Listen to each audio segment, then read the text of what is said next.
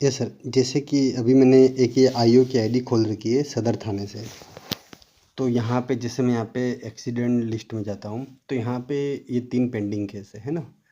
तो अभी के लिए जो सीसीटीवीएस अपडेट का ऑप्शन था, वो पेंडिंग केस जो भी थे उसके अंदर भी वर्किंग है। जैसे ये 18 अक्टूबर का केस है, तो यहाँ पे जैसे मैं सीसीटीवीएस बटन पे अपडेट पे क्लिक करता हूँ, तो यहाँ पे सारी डिटेल्स आ रही है उस एक्सीडेंट संबंधी, FIR details, section, vehicle, excuse वगैरह।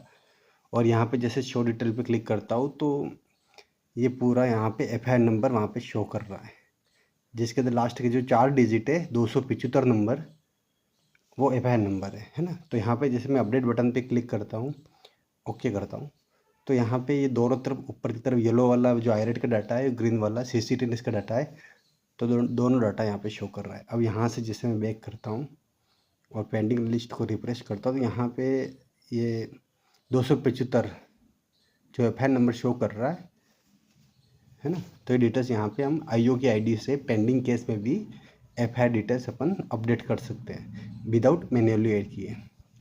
अब नेक्स्ट, ये जैसे उसी थाने की आईडी है, ठीक है, ये थाने की आईडी है। तो थाने की आईडी के अंदर पेंडिंग केसेस में आईओ की आईडी से भी अपडेट कर सकते हैं, और पेंडिंग केसेस के अंदर जैसे एसएचओ आईडी से भी पेंडिंग केसेस के अंदर सीसीटीवी डाटा अपन को देखना है, तो यहाँ से भी हम सीसीटीवी डाटा अपन चेक कर सकते हैं। और इसी तरह जैसे हम कंप्लीटेड केस में पहले की तरह पहले मैन्युअली ऐड करते थे, फिर सीसीटीवी बटन पे क्लिक करते थे, ऐसा हमारे साथ होता था। तो अभी के लिए जैसे यहाँ पे जैसे ये कोई 0036 का केस है, यहाँ पे अभी तक ये एफआईआर नंबर अपडेट नहीं है, तो यहाँ पे सीसीटीवी कंप्लीटेड केस है, और सीसीटीवी अपडेट पे क्लिक करता हूँ, तो यहाँ पे सारी डिटेल्स आ गई है। एफआईआर डिटेल्स पे शो डिटेल्स करता हूँ और अपडेट करता हूँ, ये अपडेट कर दिया है। उसके बाद नीचे सेक्शन वाली डिटेल्स पे आता हूँ, यहाँ पे जा रहे सेक्शन वगैरह, इसको अपडेट कर देते हैं, ये अपडेट हो गया है, ठीक है ना? व्हीकल डिटेल्स वगैरह तो दोनों में मैच है, व्हीकल डिटेल्स यहाँ पे भी 9297 9297 ये इक्वल है, तो यहाँ पे हमें कोई दिक्कत है नहीं, ठीक है। अब यहाँ पे जैसे 0036 वाला केस हमने लिया था, यहाँ पे एफआईआर नंबर ये मेंशन हो चुका है, ठीक है ना? अब यहाँ पे व्यू करके इसकी हम एक्सीडेंट समरी भी जनरेट करके चेक कर लेते हैं।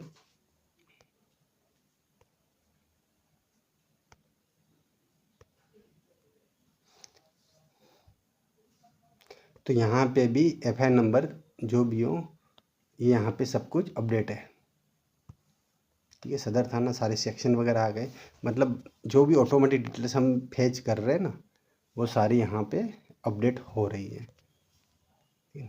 अभी एक डिटेल्स हम ये चेक करते हैं कि किसी भी केस में, जैसे यहाँ पे अभी हमने यहाँ पे व्यू केस कर लेते हैं, तो यहाँ पे एफआईआर नंबर जो आ रहा है वो ये कुछ इतने अंकों का आ रहा है, लगभग 14-15 डिजिट का एफआईआर नंबर आ रहा है। तो यहाँ पे एक क्वेश्चन ये भी आया था कि यहाँ से थाने से कि 27544033, तो ये जो डिटेल्स आ रही है वो किस आधार पर है, तो ठीक है ना? तो यहाँ पे एक मैंने चार्ट बनाया है, जैसे यहाँ पे कोई एक एफआईआर नंबर है 27544033250171, ठीक है ना?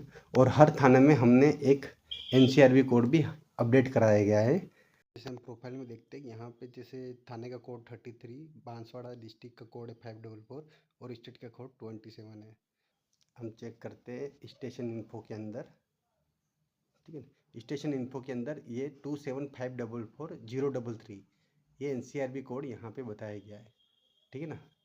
यही एनसीआरबी कोड, जैसे यहाँ पे भी देखो, ये भी एक सदर थाना के केस की एफआईआर नंबर जो आईरेट पे शो कर रहा है 27544033, ठीक है ना? 27544033 जो भी ये आ रहा है ना, ये एनसीआरबी कोड आ रहा है थाने का, ठीक है ना? अब इसके अंदर हम देखते हैं कि 27 क्या, 27 स्टेट कोड है हमारा, ठीक है। 544 डिस्ट्रिक्ट कोड है जो बांसवाड़ा का है, और 033 जो है वो स्टेशन कोड है, जैसे पीएस सदर का है। और इसके बाद जो 25 आता है वो ईयर है, और लास्ट के जो 4 डिजिट आते हैं वो एफआईआर नंबर है। तो हम किसी भी केस में यहाँ पे, जैसे यहाँ पे ये आईओ की आईडी में यहाँ पे हम चेक करते हैं, लास्ट का 0285 है, तो यहाँ पे एफआईआर नंबर है वो 0285 है, ठीक है ना? तो इस तरीके से हम सीसीटीएस अपडेट के थ्रू पेंडिंग और कंप्लीट केस में डाटा हम अपडेट कर सकते हैं।